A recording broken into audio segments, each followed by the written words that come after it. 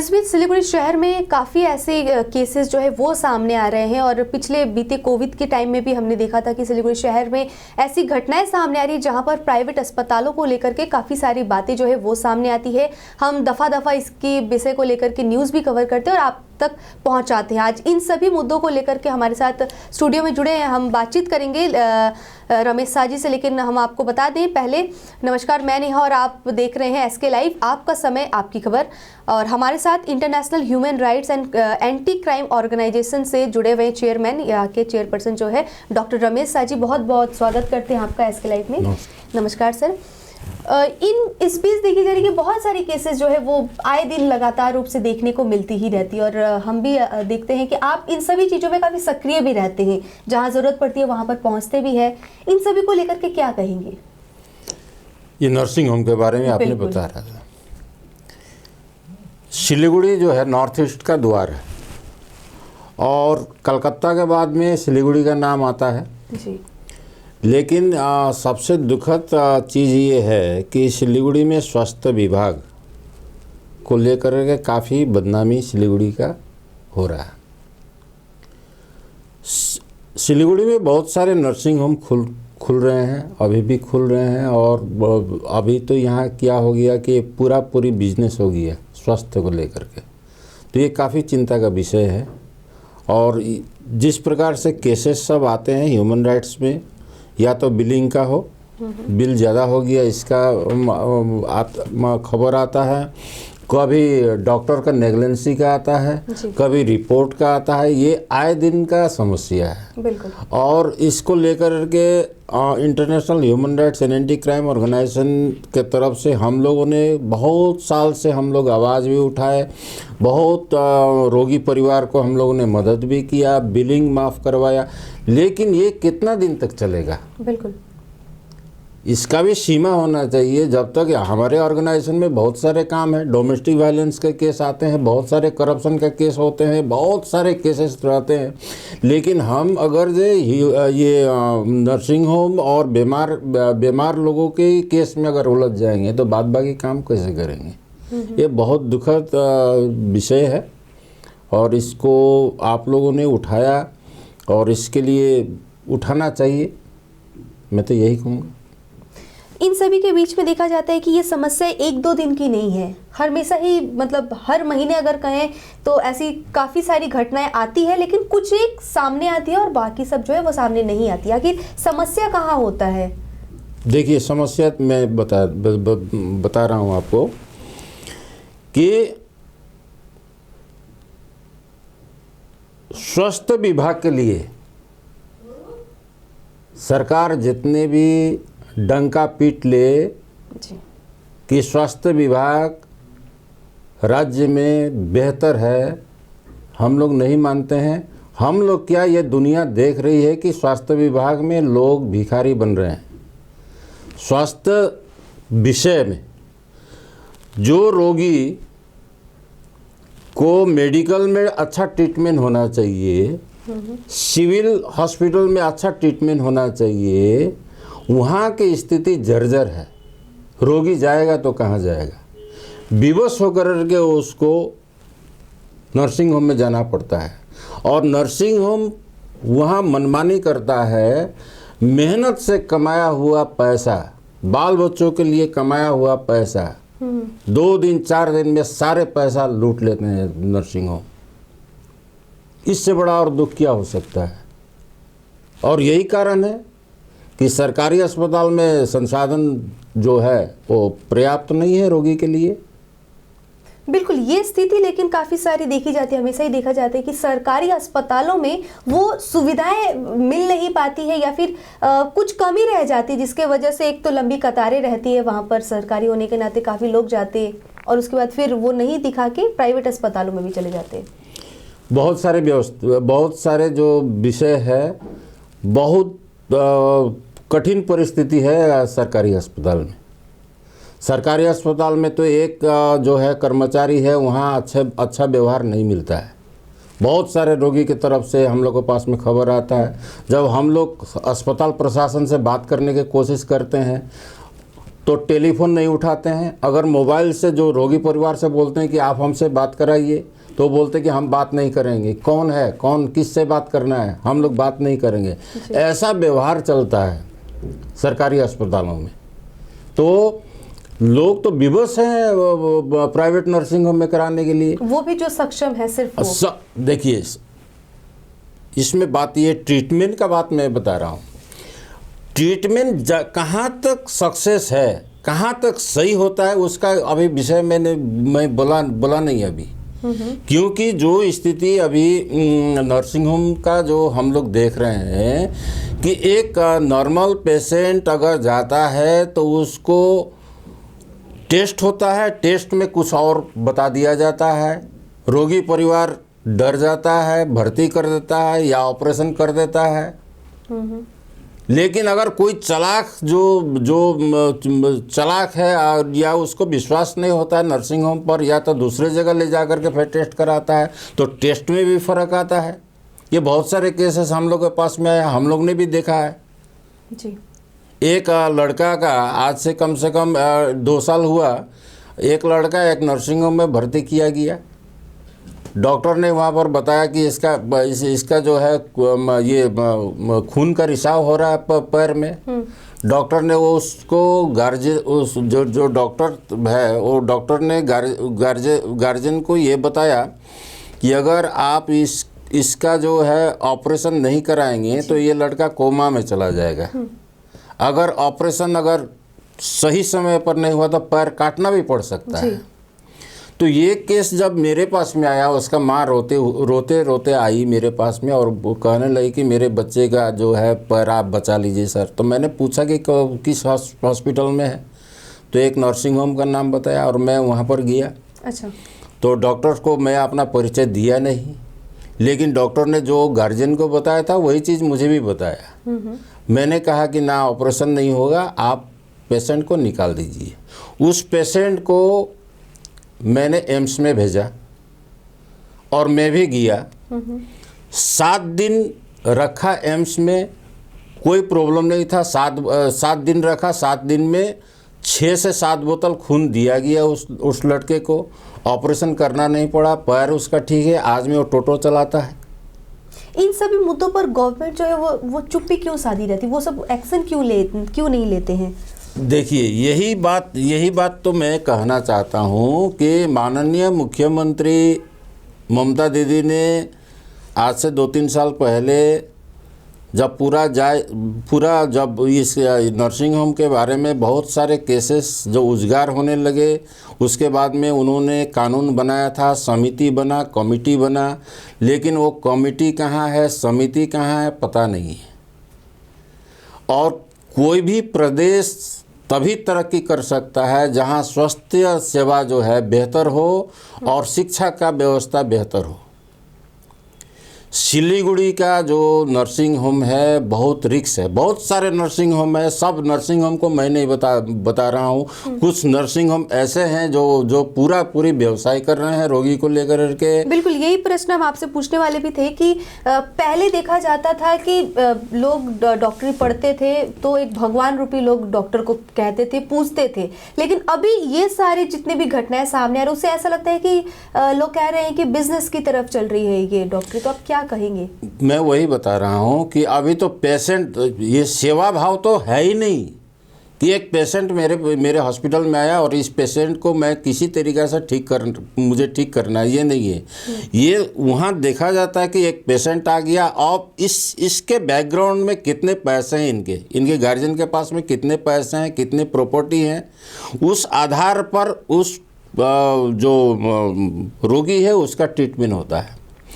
तो मैं अभी बता दूं कि एक सिक्किम का पार्टी अभी हाल फिलहाल में उसको निमोनिया हुआ था और एक नर्सिंग होम में वो भर्ती था सिलीगुड़ी। अच्छा। और वो नर्सिंग होम में टेस्ट हुआ कोविड का, कोविड नहीं था। उसने एक न्यूरो हॉस्पिटल में नर्सिंग होम में लेकर भर्ती किया। भर्ती करने के बाद में 1 दिन रखा, सुबह भर्ती किया, शाम को बोला कि सर आप छुट्टी कर दीजिए, पेशेंट को मैं मेडिकल ले जाऊंगा। उस नर्सिंग होम ने मना कर दिया कि नहीं करूँगा।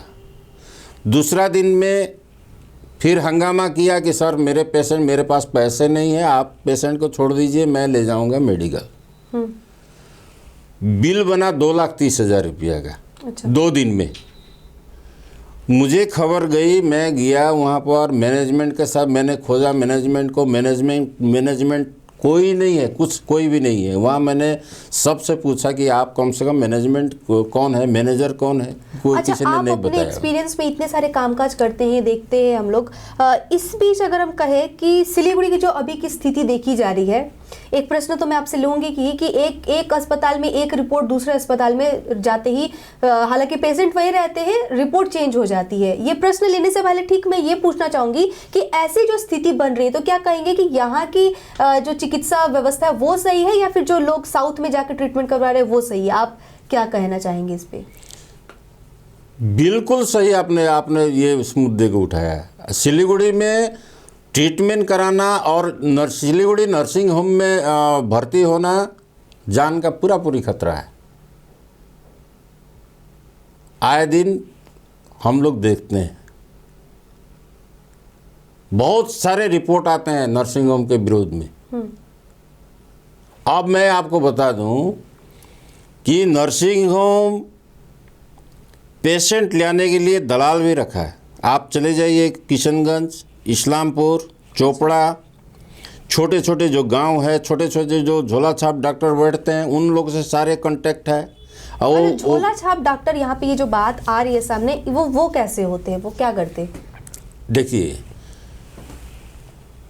छोटा मोटा डिग्री ले लिया, या कोई हॉस्पिटल में या कोई दवा दुकान में कोई काम कर रहा है, थोड़ा एक्सपीरियंस हो गया, दवा का एक्सपीरियंस हो गया, वो जा कर के छोटे छोटे गांव में एक ठो क्लिनिक खोल करके बैठे हुए हैं। तो वहाँ के वो डॉक्टर बन गए। अच्छा। जो किसान वसान है वहाँ पर, उन लोग का जो ट्रीटमेंट करता है, जो पेट दर्द होता है, पेट का दवा दे दिया, पैरासीटामोल दे दिया, डॉक्टर हो गया, वहाँ डॉक्टर बन गया। अब उस गांव में कोई सीरियस पेशेंट हो गया तो उन्हीं के पास में आएगा। अब वो जो है सिलीगुड़ी के कुछ नर्सिंग होम से वो उनके कांटेक्ट है, तो वो वहाँ से एम्बुलेंस करके उस नर्सिंग होम में भेज देते हैं। तो ये सब चल रहा है सिलीगुड़ी में। तो सिलीगुड़ी का नाम पूरी बदनाम हो गया अभी ट्रीटमेंट के नाम पर। तो मैं ये हमारे माननीय मुख्यमंत्री से हमारी यही प्रार्थना है कि कम से कम सिलीगुड़ी का जो नर्सिंग होम है, इन लोगों का जो है जांच होना चाहिए। और हम लोग ने पहले भी डिमांड किया था। अब आईसीयू का देखिए, आईसीयू में जब पेशेंट चला जाता है, सारे लोग रोगी वाले बोलते हैं कि 20,000 रुपये का दवा लग गया, 30,000 का लग गया, 50,000 का लग गया। तो आप बताइए कि 50,000 40,000 का दवा कैसे खिलाता है? मैं अभी तक मैं पकड़ नहीं पाया कि किस तरीक़े से खिलाता है।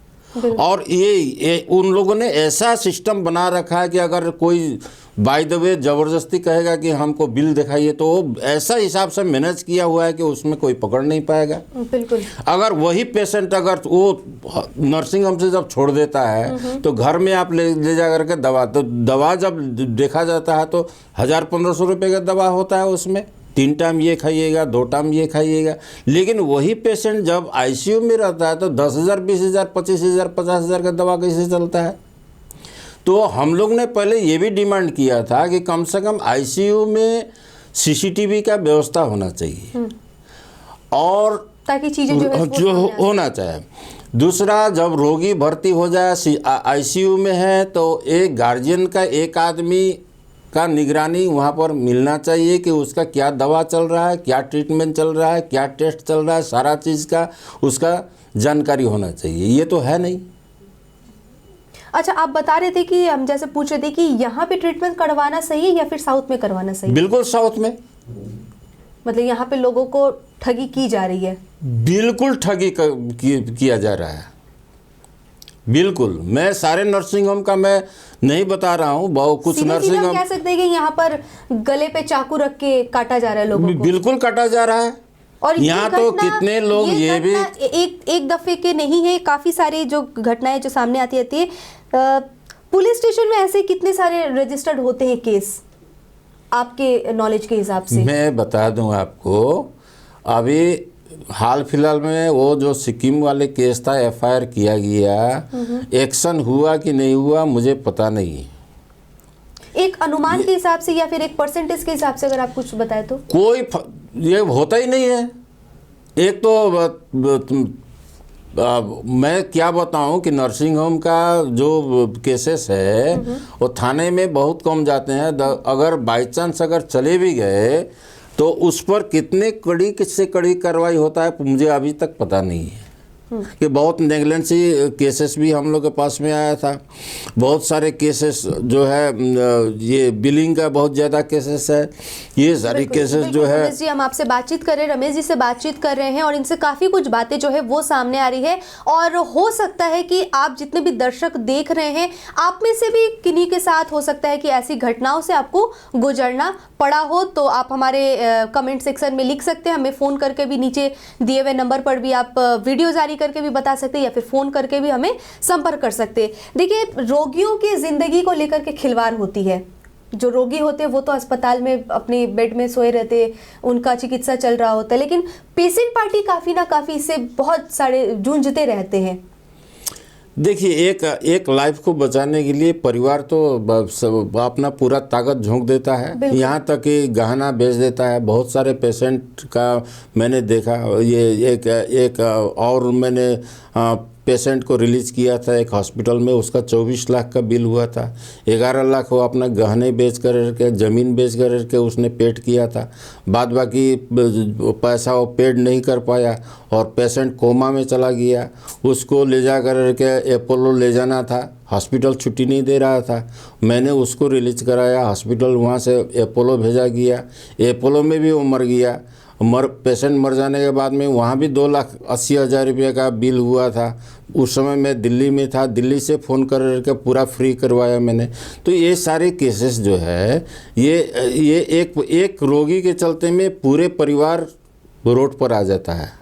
ये बहुत दुखद है, बहुत दुखद है। और इससे क्या है कि पूरी जनता जो है, गरीब जनता जो है, गरीब जनता कभी भी ऊपर तक नहीं जा सकता है। अच्छा, इसी पे अगर हम कानूनी तौर पर कहें या फिर माननीय सुप्रीम कोर्ट या फिर हाई कोर्ट की अगर हम बात करें, तो लॉ क्या कहती है कि अगर किसी भी पेशेंट की ऐसी मौत हो जाती है, परिवार पैसे ना दे, अब ये सबसे कठिन है। मैं बता दूं आपको, अगर आप किसी पेशेंट को अगर नेग्लेंसी हुआ डॉक्टर के तरफ से, आपने केस किया, हाई कोर्ट या सुप्रीम कोर्ट तक भी जाए, तो आपको डॉक्टर ठीक करना होगा उस रिपोर्ट आपको केस लड़ने के लिए। और केस में वो रिपोर्ट डॉक्टर ही बताएगा कि हाँ इसमें क्या नेग्लेंसी हुआ, क्या नहीं हुआ। तो ये तो कोई भी डॉक्टर जो है वो डॉक्टर के अगेंस्ट में जाता नहीं है। बहुत सारे ये केस और भी हम लोग ने सुप्रीम कोर्ट तक एक आदमी का केस का स्टडी मैंने किया, तो उसने मुझे बताया कि सर आप एक डॉक्टर को व्यवस्था कर दीजिए। तब मुझे पता चला कि ये कितना कठिन है। अच्छा, बहुत कठिन है। अगर एक पेशेंट अगर ये जानबूझकर नेग्लेंसी से भी अगर डॉक्टर मार देता है, अगर इसको आप केस लड़ते हैं तो इसको साबित करने में आपको पूरा जिंदगी निकल जाएगा। एक चीज को सही, कोई आपको सपोर्ट नहीं करेगा, कोई डॉक्टर ही सपोर्ट नहीं करेगा। एक डॉक्टर दूसरे डॉक्टर का विरोध में खड़ा नहीं होगा। अगर खड़ा होना भी चाहेगा तो आप वो पैसा मांगेगा, पैसा आप कहाँ से दीजिएगा। सुप्रीम कोर्ट में आप केस लड़ना मामूली बात नहीं है, हाई कोर्ट में केस लड़ना मामूली बात नहीं है। एक तो पूरा एक पेशेंट के लिए पूरा संपत्ति हम बेच कर नर्सिंग होम को दे देते हैं और वहाँ से फिर केस लड़ने के लिए हम सुप्रीम कोर्ट चले जाएं, हाई कोर्ट चले जाएं। तो ये तो सरकार को देखना चाहिए कि कितने कठिन हो रहा है। क्यों इन सभी मामलों को देख, ये तो आश्चर्य की बात है। मैं यही चीज़ अभी देखिए, ये जो ये आयुष्मान ये केंद्र सरकार ने दिया है 5 लाख रुपया के इंश्योरेंस। 5 लाख की जो इंश्योरेंस है वो स्वास्थ्य साथी राज्य सरकार की तरफ से, और उसके बाद है केंद्र सरकार की आयुष्मान योजना। हाँ, ये 2 ठो है। तो केंद्र सरकार का तो हमारे बंगाल में लागू नहीं है। हमारे माननीय मुख्यमंत्री ने फिर अभी क्या ये योजना है स्वास्थ्य साथी। 5 लाख रुपये बहुत बड़ा अमाउंट है। बिल्कुल, एक गरीब आदमी के लिए 5 लाख रुपये बहुत मायने रखता है। लेकिन आपको मैं बता दूं कि अगर नर्सिंग होम में साधारण बुखार होने के बाद 2,30,000 रुपया, 40,000 रुपया, 3 लाख रुपया का बिल होता है, तो ये 5 लाख रुपये का क्या औकात है नर्सिंग होम में? आप मुझे बताइए। आप ये 5 लाख रुपया तो नर्सिंग होम का फायदा के लिए है कि वो 5 लाख रुपए तो 2 दिन में या 3 दिन में बिल बन करके 5 लाख रुपया हो गया। मतलब आप ये कह रहे हैं कि मिडिल क्लास तबके के लिए या फिर किसी के भी लिए ये 5 लाख अस्पतालों को सीधा सीधा फायदा पहुंचाएगा, बिल्कुल, आम लोगों को नहीं। मैंने तो बता दिया कि जब 2 दिन में 2 लाख 3 लाख रुपया का बिल हो रहा है, तो ये 5 दिन में तो 5 लाख रुपये चला गया। पेशेंट 5 दिन में क्या रिकवर हो जाएगा? और कोई बड़ा किसी का अगर जब ब्रेन स्ट्रोक हो गया है, हार्ट अटैक हो गया है, तो वो पेशेंट को 15 दिन 20 दिन रखना पड़ता है, तो 5 लाख रुपए में हो जाएगा। बिल्कुल। तो सरकार को देखना चाहिए कि हाँ, नर्सिंग होम ने ये बिल इतना बढ़ा करके क्यों दे रहा है। एक दिन का 1-1 लाख रुपया, अगर एक डॉक्टर अगर दिन में 3 बार देखता है तो 3 बार विजिट लेता है। 3 बार विजिट का भी मैंने देखा है, कितने लोगों का मैंने देखा है कि एक डॉक्टर अगर 3 बार अगर वो रोगी को देखने जाता है तो 3 बार भी उसका विजिट का पैसा लेता है। पर मरीज एक ही है, उनको देखेंगे 3 बार विजिट अगर करते हैं तो 3 बार अपनी वो फीस ऐड करते हैं। उसके बाद बहुत सारे जो भी उनको दवाई और भी है। आपको बताइए कि अगर जो एक रिपोर्ट, अगर हार्ट में कोई प्रॉब्लम हो गया तो इनकम की जगह कहाँ पर है? टेस्ट। एक दिन में 5 बार 6 बार एक ही चीज का टेस्ट हो रहा है।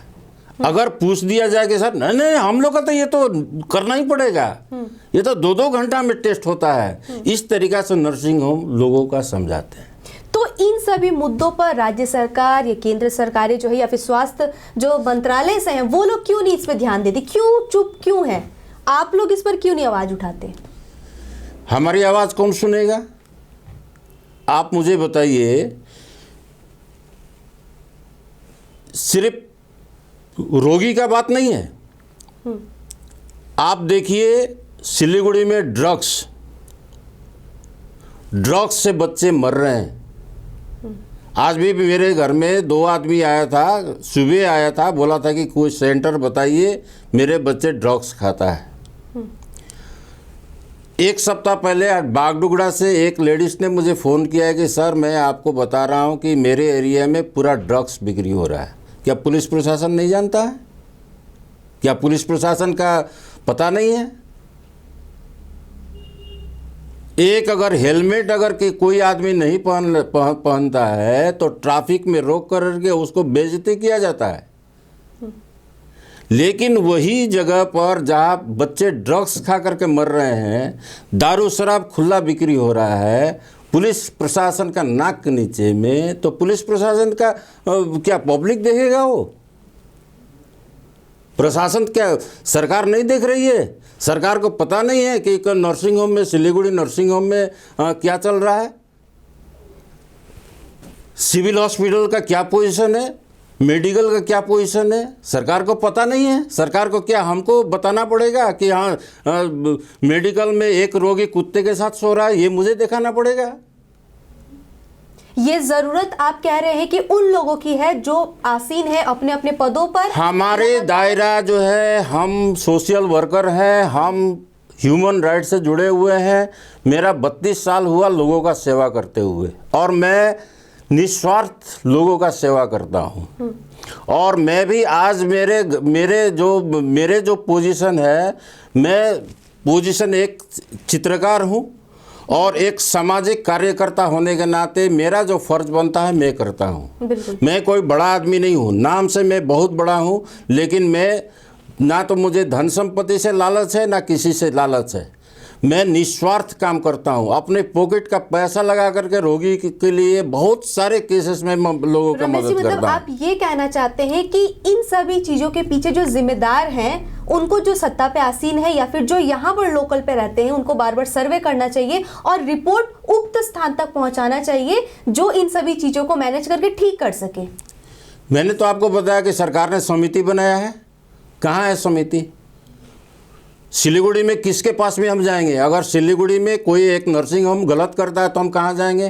थाने में जाएंगे। थाने सवाल पूछता है कि এটা तो আপনারা কোথায় আসছেন, এটা तो আমরা কিভাবে করব। वहाँ पर समस्या होता है। अगर जो कमज़ोर आदमी होता है तो उसका एफआईआर दर्ज नहीं होता है। आप जाइएगा किसके पास में? मंत्री के पास में जाइएगा। मंत्री वो तो हॉस्पिटल वाला ही खुद बोलता है कि फलना आदमी का इसमें हम लोग जानते हैं, वो मेरा रिलेशन में है, ये बड़े आदमी मेरे रिलेशन में है, ये बड़े आदमी रिलेशन में है। मतलब आप साफ तौर पर कहना चाहते हैं कि लोगों को गोल गोल घुमाया जाता है, परेशान किया जाता है। बिल्कुल बिल्कुल कि उसको पता है कि मतलब इतने सारे अमाउंट हमारे हॉस्पिटल में क्या बिलिंग हो रहा है। ये पार्टी अगर कहीं पर जाता है तो वहाँ पर तो उसको तो कोई सपोर्ट करेगा नहीं। ये पूछना चाहेंगे, इन सभी के पीछे जिम्मेवार कौन होता है? प्रशासन तो जिम्मेवार है। कौन जिम्मेवार है?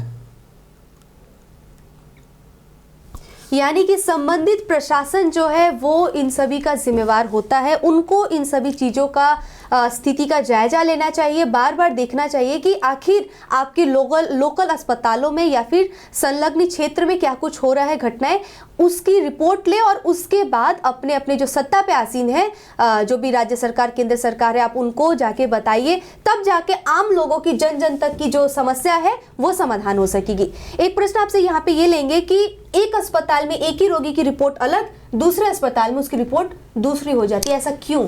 तो मैंने तो यही बात बताया। तो देखिए, नर्सिंग होम पर विश्वास करना ही तो, मुझे तो विश्वास नहीं है। मैंने एक बात बता दिया कि एक नर्सिंग होम में एक लड़का को पैर काटने के लिए बोला जाता है, कोमा में चला जाएगा। वही पेशेंट को अगर जे हम लोग ले गए एम्स में, तो एम्स वाला तो कोई बोला, मैंने पूछा भी कि सर इसका क्या प्रॉब्लम है, पैर काटना तो नहीं पड़ेगा। मैंने किसने बताया? सिलीगुड़ी के एक डॉक्टर ने बताया, हॉस्पिटल ने बताया। तो वो भी आश्चर्य हो गया, एम्स वाले डॉक्टर भी आश्चर्य हो गए। चलता फिरता आदमी को कुछ नर्सिंग होम में जाने के बाद में डायलिसिस का भी परामर्श दिया है। वो आदमी थोड़ा चालाक था, वो मेरा रिलेटिव का ही आदमी था। तो उसने बोला कि अरे ये क्या बोल रहे हो, मुझे क्या हुआ ना, डायलिसिस करना पड़ेगा आपका, ये किडनी में प्रॉब्लम है। लेकिन वो निकल करके भले चंगे अभी घूम रहा है अभी 1 साल से। बताइए, जहाँ पर उनको बताया था कि पैर काटना पड़ेगा, पैर काटना पड़ेगा, डायलिसिस करना पड़ेगा, बहुत सारे ऐसे केसेस आ रहे हैं।